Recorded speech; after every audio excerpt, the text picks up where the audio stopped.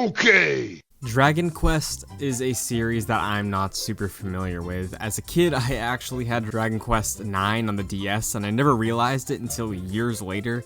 I thought it was going to be really cool, and then it just got really confusing, and I couldn't wrap my dumb kid brain around it.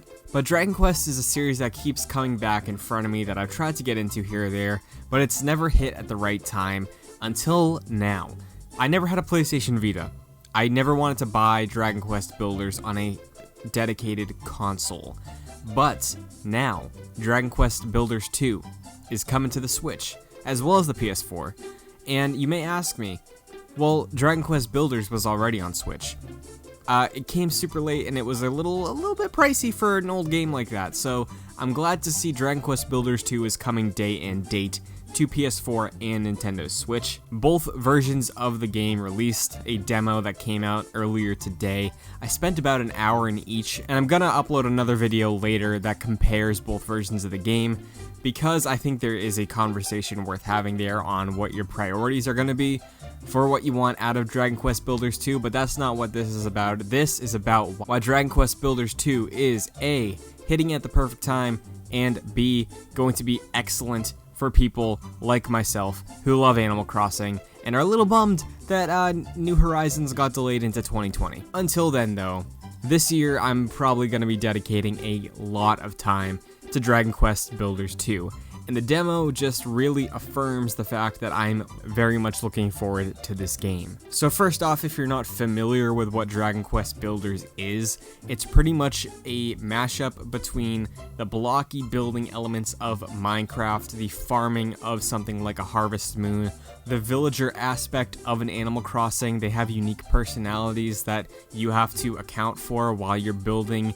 crafting, and such, and the questing and adventure of Dragon Quest. It really scratches several itches and goes beyond what you would expect from a game that's chasing the Minecraft building idea. And if you don't believe me, just look at reviews for the first game, because they're very, very positive, and a lot of people really love that game, even if they're not Dragon Quest fans. So growing up in the height of the Minecraft generation, when that game first came out, I was a big fan of it. I still have it on my PS4, hop in maybe once a year, but the creative aspects of Minecraft is a formula that I really enjoy, and it's fun, and I don't get to spend a bunch of time there, and I've looked to other outlets to try and recreate that sort of enjoyment. Stuff like No Man's Sky, Dreams more recently. Hopefully Mario Maker 2 is gonna also give me some of that. But with Dragon Quest Builders 2, it gives you a freedom of building the way Minecraft did, but also gives you structure and direction and purpose, because the game has a lot of lore. It is self-contained, so you don't have to worry about not having played any of the other Dragon Quest games or the first one.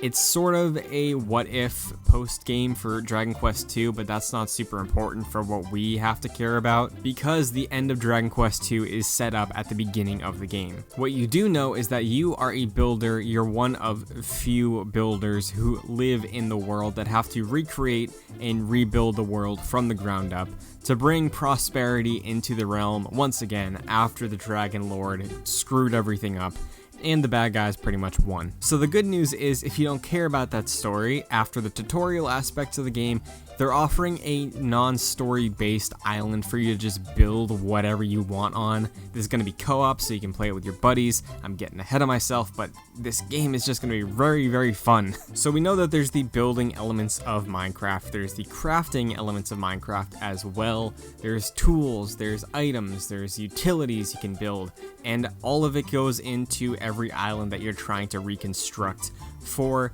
the new world, or your own personal mansion island that you want to build with your friends. That's going to work out too. So that's the immediate face value selling point for Dragon Quest Builders. It's recapturing the Minecraft enjoyment of gameplay and giving you lore and a story to experience and go through as you level up, learn more recipes, and stuff like that. What's interesting and what's conveyed very well in the demo is the villagers. So in the demo, you meet someone named Lulu. She has 3 requests for you upon meeting her. You need to build her a shelter, you need to build her a bed, and you need to cook her a meal. So similar to something like Animal Crossing, where you have characters that you have to deal with in your town. The villagers in Dragon Quest Builders 2 have their own flair, their own unique dialogue, and their own requests. So upon completing these requests, they will be loyal to you, they'll respect you, and you'll level up. So there's a lot of incentive here, there's a lot of characters you're going to be able to meet and give jobs to and stuff like that if we're basing it off of the first Dragon Quest Builders. So 2 has that Animal Crossing appeal that I look for, that I like about Animal Crossing. It makes the world feel lived in and not like I'm the only one there. Again, as someone who hasn't played a ton of Dragon Quest, it does have the Dragon Quest charm that I'm familiar with, the monster designs, the music, and the overall atmosphere of everything. It's cool, it's like cute, but it's also dark at the same time, and there's a lot of stuff going on here, but it all just seems to work together, and it has very good vibes. So I really like that aspect of it. I think Dragon Quest is cool. Like I said, I'm gonna try it out again later this year. I really enjoyed the demo, and I recommend you try it out if you haven't yet. I only played an hour of each version of the demo, so I had that initial heavy tutorial and then the island building tutorial, and in both of those I think it has a nice pace. I think it demonstrates a lot of its systems pretty well, like I talked about with the villager aspect, the crafting and cooking, and combat. Unlike the mainline Dragon Quest series though, it does have action-based combat, so you're not approaching battles like you would a Pokemon battle. You are fighting, triangle, triangle, triangle, you're doing all that stuff, so prepare for that. And to me, personally, the most appealing thing so far is the fact that there's going to be co-op. Co-op in this game is just going to be so much fun.